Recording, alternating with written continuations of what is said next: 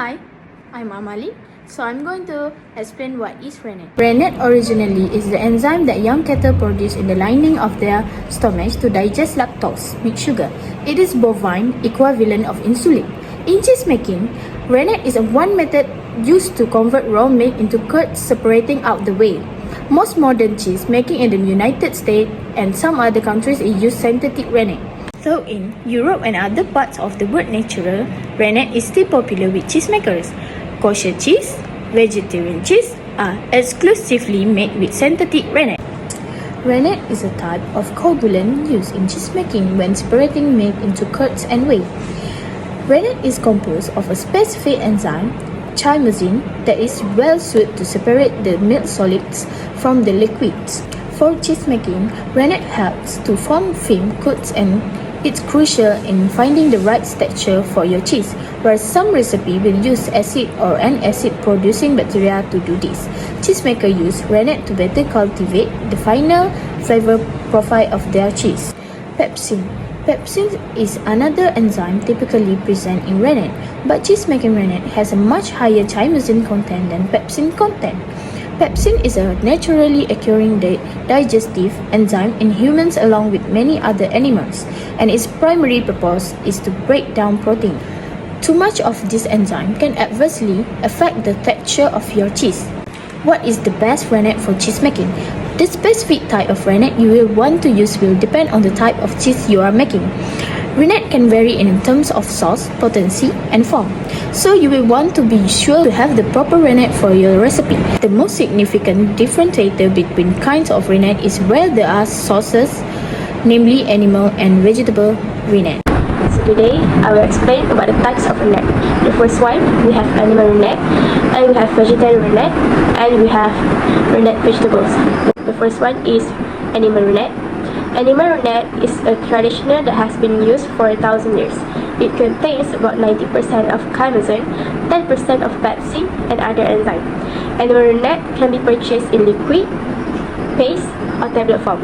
Before the manufacture of rennet, cheesemakers would make their own rennet by drying by forced stomach of cows and cutting off pieces to add to the milk. For the second one, we have vegetarian rennet. Vegetarian rennet, sometimes labeled microbiome rennet, and is sometimes derived from a mushroom. It is typically 100% of chymosin and therefore does not contain the same nuances balance of enzymes and animal rennet. Some vegetarian rennet is produced using GMO technology and it works just as well as animal rennet. So the third one, we have rennet vegetables. Traditionally, either due to animal rennet shortage or simple geographic availabilities, rennet vegetables like thistle and cardoon have also been used to coagulate milk for cheese. Hi, Assalamualaikum. Today I will talk about side effect about rennet.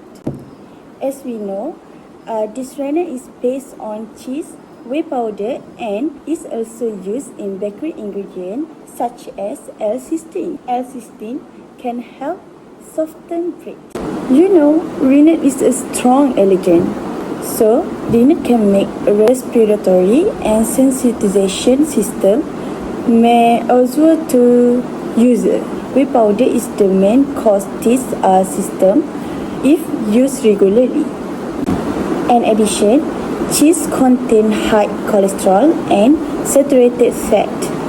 In addition to occurrence of this system, consuming too much cheese can also make risk of heart disease and can also cause health seriously.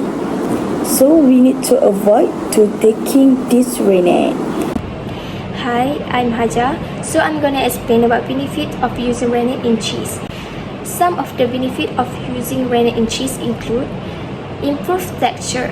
Rennet help to create firmer, more consistent texture in cheese, which can make it more pleasant to eat. Number 2 is enhanced flavor.